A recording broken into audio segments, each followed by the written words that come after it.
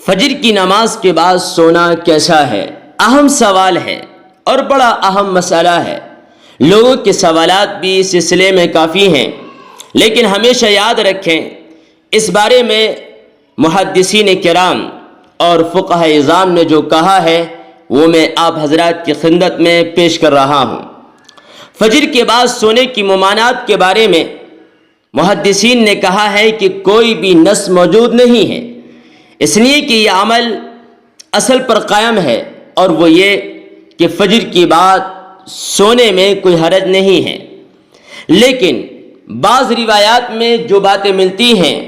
اس سے اندازہ ہوتا ہے کہ فجر کی نماز کے بعد سونا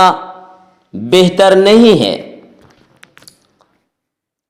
نبی اکرم صلی اللہ علیہ وسلم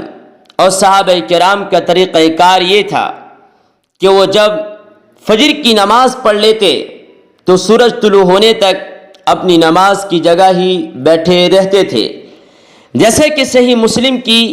ایک حدیث میں سماک بن حرب سے مروی ہے کہ میں نے حضرت جابر بن سمرہ سے کہا کہ تم نبی کریم صلی اللہ علیہ وسلم کے ساتھ بیٹھا کرتے تھے؟ انہوں نے کہا کہ جی ہاں، بہت زیادہ۔ آپ فجر کی نماز جس جگہ پڑھتے تھے اسی جگہ سورج طلوع ہونے تک بیٹھے رہتے تھے، چنانچہ جب سورج طلوع ہو جاتا تو کھڑے ہو جاتے۔ آپ کے ساتھی باتیں کرتے کرتے جاہلیت کے زمانے کی باتیں بھی کیا کرتے تھے تو صحابہ کرام سن کر ہنستے تھے اور آپ صرف مسکراتے تھے۔ ایسے ہی نبی کریم صلی اللہ علیہ وسلم سے یہ بھی مروی ہے کہ نبی اکرم صلی اللہ علیہ وسلم نے اللہ تعالیٰ سے دعا مانگی تھی کہ اے اللہ میری امت کے لیے صبح کے وقت میں برکت دے دے، جیسے کہ صخر الغامدی کی حدیث میں ہے کہ نبی کریم صلی اللہ علیہ وسلم نے ارشاد فرمایا اے اللہ میری امت کے لیے صبح کے وقت میں برکت دے۔ راوی کہتے ہیں جب کبھی نبی کریم صلی اللہ علیہ وسلم کو چھوٹا یا بڑا لشکر بھیجنا ہوتا تو آپ صبح کے وقت ہی بھیجا کرتے تھے۔ اور صخر ایک بہت بڑے تاجر تھے، صحابی تھے، آپ اپنے تجارتی قافلے کو صبح کے وقت ہی بھیجا کرتے تھے اور ان کو خوب مال و دولت نصیب ہوتا تھا۔ اسی بنا پر کچھ سلف صالحین نے فجر کی نماز کے بعد سونے کو مکروہ کہا ہے۔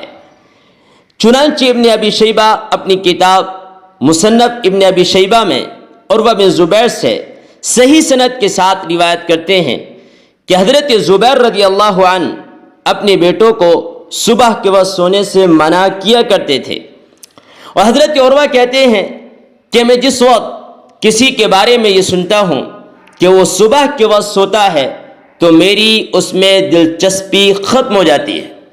خلاصہ کلام یہ ہے کہ انسان کے لیے بہتر یہی ہے کہ اس وقت کو دنیاوی یا اخروی فائدے کے لیے استعمال کرے، اور اگر اپنے کام کاج میں بھرپور توجہ حاصل کرنے کے لیے کوئی آرام کر لے تو اس میں بھی کوئی حرج نہیں ہے، خصوصاً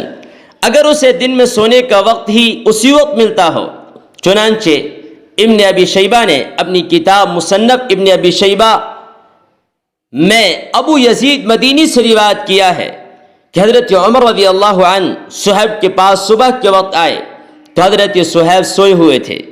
حضرت عمر نے ان کے بیدار ہونے تک بیٹھ کر انتظار کیا تو حضرت صہیب کہنے لگے امیر المؤمنین بیٹھے ہوئے ہیں اور صہیب سویا ہوا ہے، تو حضرت عمر رضی اللہ عنہ نے فرمایا مجھے اچھا نہیں لگا کہ آپ کو میٹھی نیند سے جگا دوں، جبکہ عصر کے بعد سونا بھی جائز اور مباح ہے۔ اس وقت میں سونے کے بارے میں نبی کریم صلی اللہ علیہ وسلم سے کچھ بھی چیز ثابت نہیں ہے، اور اس بارے میں نبی کریم صلی اللہ علیہ وسلم کی طرف منسوب حدیث کہ آپ نے فرمایا جو شخص عصر کے بعد سوئے اور اس کی عقل جاتی رہی تو وہ اپنے آپ ہی کو ملامت کرے، یہ حدیث باطل ہے، نبی کریم صلی اللہ علیہ وسلم سے ثابت نہیں ہے۔ لہذا ہم تمام لوگوں کو چاہیے کہ ہم صبح میں جاگنے کا اہتمام کریں، اس سے جسمانی، دینی، اسلامی اخروی دنیاوی ہر طرح کا فائدہ حاصل ہوگا۔ اللہ مجھے بھی اور آپ کو بھی عمل کرنے والا بنائے۔ اللہ تعالیٰ مجھے بھی اور آپ کو بھی جو باتیں کہی گئی ہیں 100% ان کو اپنانے